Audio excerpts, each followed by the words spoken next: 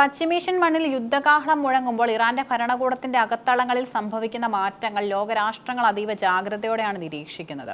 ഇസ്രയേലും അമേരിക്കയും ചേർന്ന് ഇറാന്റെ തന്ത്രപ്രധാനമായ കേന്ദ്രങ്ങളെയും നേതൃത്വത്തെയും ലക്ഷ്യം വെക്കുന്ന ഈ ഘട്ടത്തിൽ supreme national security council secretary Ali ലാരിജാനിയുടെ വിയോഗം രാജ്യത്തിന് വലിയ ആഘാതമായിരുന്നു.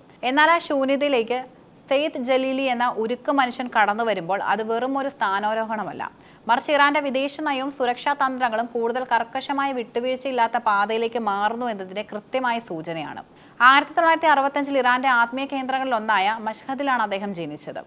ഇറാന്റെ വിപ്ലവാനന്തര വിദ്യാഭ്യാസ രീതികളിൽ ആകൃഷ്ടനായ അദ്ദേഹം ഇമാം സാദിഖ് സർവകലാശാലയിൽ നിന്നാണ് ഉന്നത വിദ്യാഭ്യാസം നേടിയത്. രാഷ്ട്രീയ ശാസ്ത്രത്തിൽ ഡോക്ടറേറ്റ് നേടിയ ജലീലി പിന്നീട് അതേ സർവകലാശാലയിൽ അധ്യാപകനായി സേവനമനുഷ്ഠിച്ചു. ഇസ്ലാമിക വിപ്ലവത്തിന്റെ മൂല്യങ്ങളെയും ആധുനിക രാഷ്ട്രത്തെയും സമന്വയിപ്പിച്ചുകൊണ്ടുള്ള അദ്ദേഹത്തിന്റെ ഭൗതിക അടിത്തറ പിൻകാലത്ത് അദ്ദേഹത്തിന്റെ നയതന്ത്ര നീക്കങ്ങളിൽ പ്രതിഫലിച്ചു. സെയ്ദ് ജലീലിയെ ഒരു സാധാരണ രാഷ്ട്രീയ നേതാവിൽ നിന്നും വ്യത്യസ്തനാക്കുന്നത് അദ്ദേഹത്തിന്റെ യുദ്ധഭൂമിയിലെ അനുഭവങ്ങളാണ്. 1980കളിൽ നടന്ന ഇറാൻ-ഇറാഖ് യുദ്ധത്തിൽ അദ്ദേഹം സജീവമായി പങ്കെടുത്തു. 1987 നടന്ന ചരിത്രപ്രധാനമായ കർബല 5 ഓപ്പറേഷനിടെ അദ്ദേഹത്തിന് ഗുരുതരമായി പരിക്കേൽക്കുകയും വലതുകാലിന്റെ ഒരു ഭാഗം നഷ്ടപ്പെടുകയും ചെയ്തു.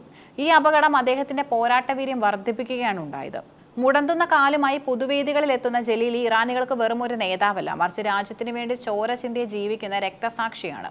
ഈ പദവി ഇറാന്റെ ആഭ്യന്തര രാഷ്ട്രീയത്തിൽ അദ്ദേഹത്തിന് നൽകുന്ന സ്വാധീനവും വളരെ വലുതാണ്.